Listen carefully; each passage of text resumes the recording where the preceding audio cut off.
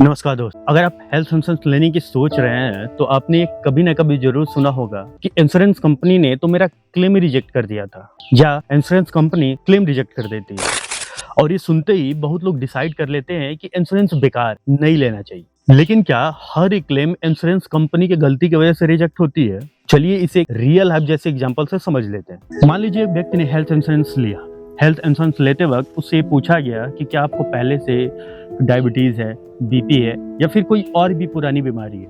उसने सोचा कि ये सब लिखने से प्रीमियम बढ़ जाएगा, तो चलो अच्छा होगा कि इसको नहीं बताते हैं। उसने नहीं बताया, पॉलिसी बाई कर ली, पॉलिसी इशू भी हो गई। 1 साल बाद हॉस्पिटलाइजेशन हुआ और क्लेम डाल दिया गया। हॉस्पिटल का रिकॉर्ड चेक हुआ और पुरानी डायबिटीज का रिकॉर्ड मिल गया। अब यहाँ पे इंश्योरेंस कंपनी के बाद 2 रिकॉर्ड, एक प्रपोजल फॉर्म जहाँ पे डायबिटीज नहीं लिखा गया था और दूसरा मेडिकल रिकॉर्ड्स जिसमें डायबिटीज पहले से ही मौजूद थी। रिजल्ट, क्लेम रिजेक्ट हो गया। अब सवाल ये है कि यहाँ गलती किसकी है, कंपनी की या कस्टमर की? देखिए, इंश्योरेंस ट्रस्ट का कॉन्ट्रैक्ट होता है। अगर आप सही इन्फॉर्मेशन देंगे तो कंपनी आपको पॉलिसी के हिसाब से सही कवरेज भी देगी। अब आते हैं उन कॉमन रीजन पर जिनके वजह से आपका क्लेम रिजेक्ट हो सकता है। पहला रीजन, प्री एग्जिस्टिंग डिजीज को यानी पीईडी को डिस्क्लोज न करना जब भी आप पॉलिसी बाई करते। और दूसरा, वेटिंग पीरियड कंप्लीट ना हो। मान लीजिए आपकी कोई वैसी बीमारी है जिसका कवरेज 2 या 3 साल बाद है और आपने उससे पहले ही क्लेम डाल दिया, तो आपका क्लेम वहां पे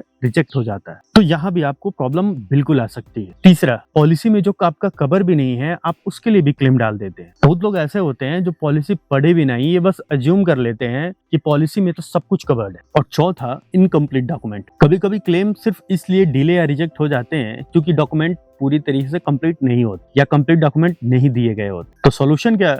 बहुत ही सिंपल सॉल्यूशन है। पॉलिसी लेते वक्त हर मेडिकल कंडीशन को ऑनेस्टली बताइए, पॉलिसी के वेटिंग पीरियड समझिए, कवरेज और एक्सक्लूजन पढ़िए और क्लेम के टाइम पे अपने डॉक्यूमेंट को बिल्कुल कंप्लीट रखिए। कोई भी डॉक्यूमेंट अधूरा या फर्जी ना रखिए।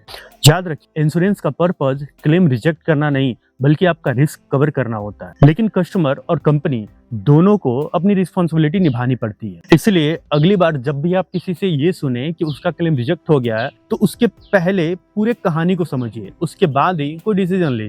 हो सकता है कि वजह इंश्योरेंस नहीं बल्कि इंफॉर्मेशन की कमी है। इसलिए इंश्योरेंस बाई करने से पहले सही जानकारी होनी चाहिए, आपके पास पूरी डिटेल जानकारी होनी चाहिए, जिससे कि आप इंश्योरेंस बाई करें और क्लेम करते टाइम आपको ये कंफ्यूजन ना हो कि हमने कहाँ गलती की है, या हम किसी और को ना बोले कि उसने कहाँ गलती की। आपकी समझदारी रहेगी तो चीजें अच्छी रहेगी, एजेंट आपका अच्छा होगा तो चीजें और भी बेटर होंगी। ऐसी जानकारी वाली वीडियो के लिए आप हमारे चैनल को सब्सक्राइब करें और कमेंट करके बताएं कि क्या आपका क्लेम रिजेक्ट हुआ है या पास हुआ है, तो किस बेस पे पास हुआ है, या फिर आपके पास क्या रिजल्ट चल के आया। वीडियो पसंद आई हो तो वीडियो को लाइक करें, चैनल को सब्सक्राइब करना ना भूलें और मिलते हैं आपसे एक नए और एक नई जानकारी वाली वीडियो। तब तक के लिए आप खुश रहें, मस्त रहें। जय हिंद, जय भारत, धन्यवाद।